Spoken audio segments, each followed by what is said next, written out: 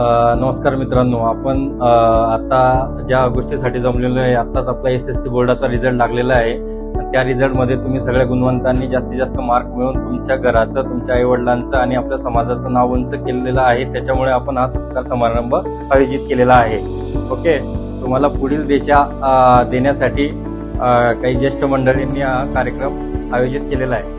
तर प्रत्येक विद्यार्थी असो, विद्यार्थिनी असो, मला तुम्हाला एकच सांगायचं आहे, करिअर निवडताना आपल्या आईवडिलांशी चर्चा करा, ज्येष्ठांशी चर्चा करा, त्यानंतरच करिअर निवडा.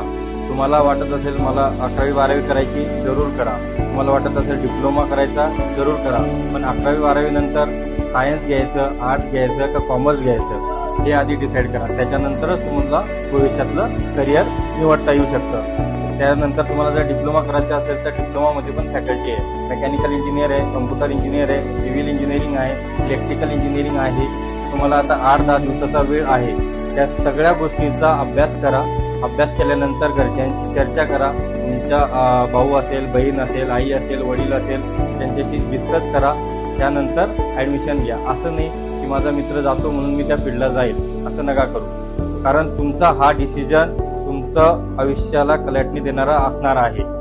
ओके, त्याचबरोबर तुमच्या घरच्यांचा, तुमच्या परिवाराला पुढे घेऊन जाणारा हा डिसिजन असणार आहे. एखादा मुलगा किंवा एखादी मुलगी एखाद्या परिवारात जर शिकली तर ती मुलगा किंवा मुलगी त्याचंच नाव मोठं होत नाही, तर त्याच्याबरोबर त्याच्या आईवडिलांचं, त्याच्या परिवाराचं आणि आपल्या समाजाचं नाव मोठं करते.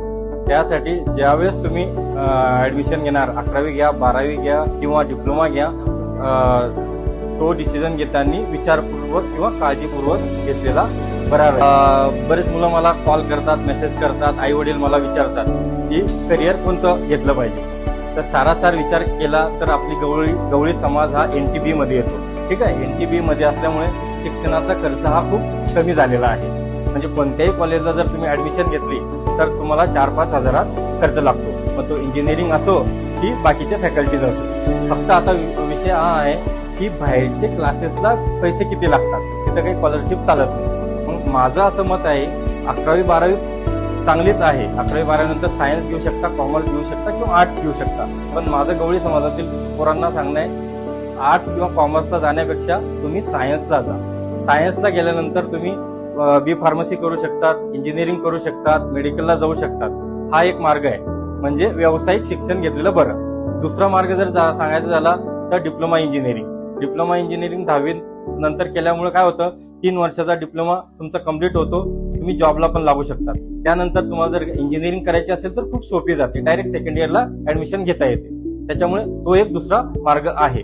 पण हे दोघेही मार्ग जरी असले तरी तुमचा विचार आणि तुमचं मत हे घरच्यांना सांगा आणि त्यानंतर डिसिजन घ्या. हे माझं मत राहील.